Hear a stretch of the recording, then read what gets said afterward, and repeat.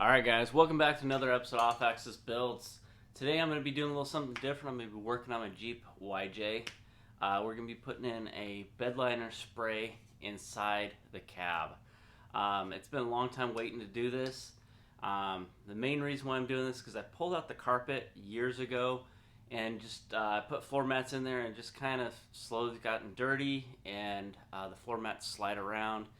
So I just figured I'd put a nice coat of spray and bed liner stuff, and this stuff's actually Rust-Oleum bed liner spray. It's really good stuff. I use it on a lot of projects.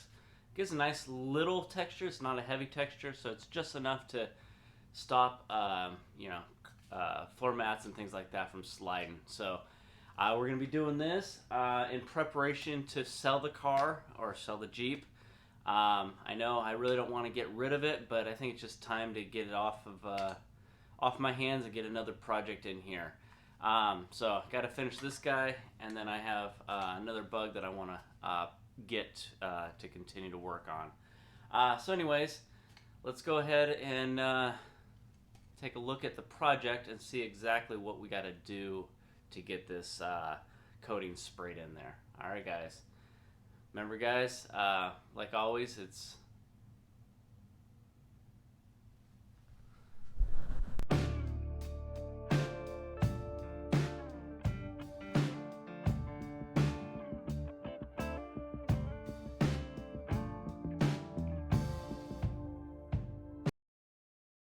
Alright, so first thing on this project, we're going to be removing the door so I can get to the cab. Really simple on these. Most of them have a half-inch nut here. I don't have them on the door, so I just gotta open the door and pop them off.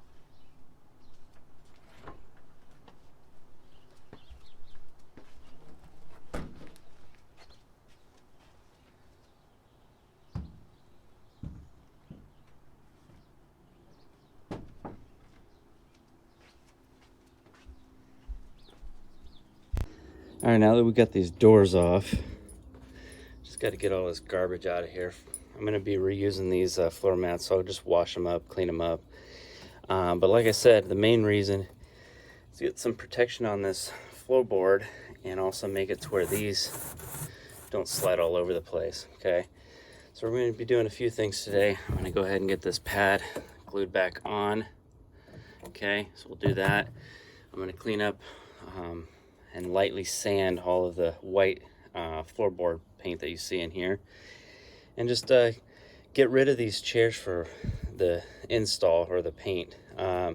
Looks like you got about 1/2 inch bolt, about 4 of them on each side, so we're gonna go ahead and remove those, and then it'll make it easy to get in this whole cab and spray it. Now I'm not gonna go all the way up on the sidewalls. I'm only gonna go about 3 inches up. And make a clean line. I'll just put a piece of tape there. Part of the reason for that is just to kind of make it look clean and have an actual stop to where this paint stops.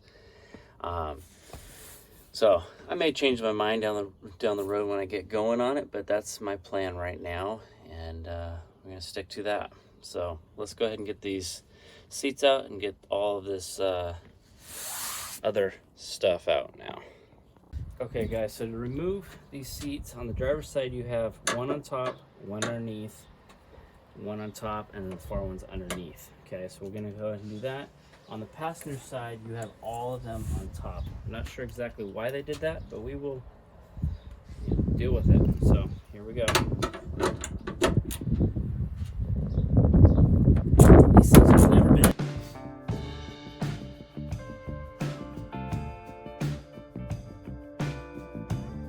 Okay, so to remove these seat belts, you're going to need a star wrench, and this wrench is actually a T50. I don't know if you can see that. There we go, T50.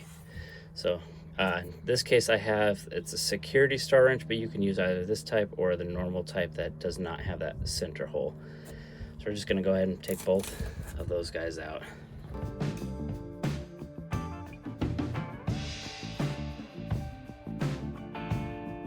Okay, so it just so happens that this seat actually rocks forward.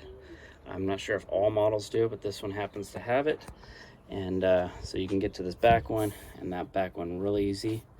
I recommend taking those off, drop the seat back, and then get into these front ones after you do that, so you're not reaching underneath the seat. All right, so we're gonna go ahead and just use impact gun and this wrench to break it loose. If I had a better impact gun, I'd probably just use it, but I don't. So I gotta break it loose by hand.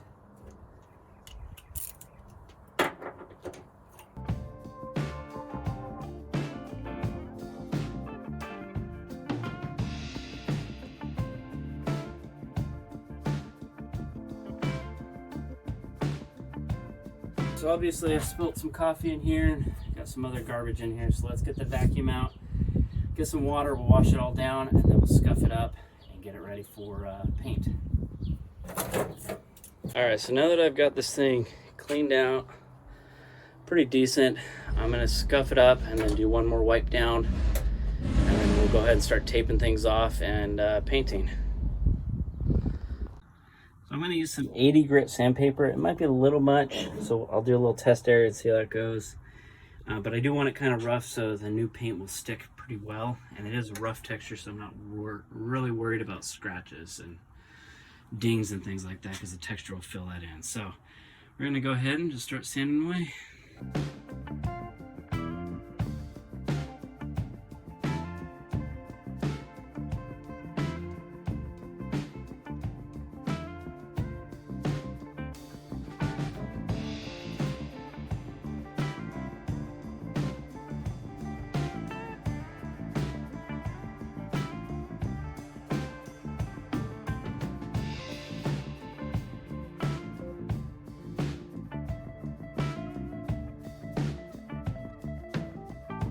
Alright guys, so I got 3 coats on this. It came out freaking awesome. I wish I did this a long time ago. So whoever buys this from me will have a great floor in here. It's gonna be nice textured, clean looking. I just love the look of it. So let's go ahead and start peeling off this tape. Alright guys, I got the seats in. Looks freaking awesome in here. I just love the look. Still letting it kind of dry before I put the floor mats back in, but man, you can't beat that. It just looks clean. So if you haven't done this, I do recommend doing it. Just that Rust-Oleum black textured truck lining.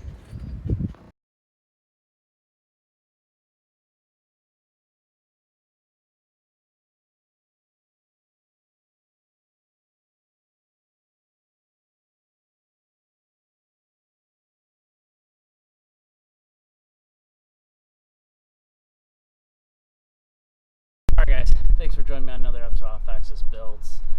Got that floor liner done. Love it, love the look of it. The new owner's gonna love it.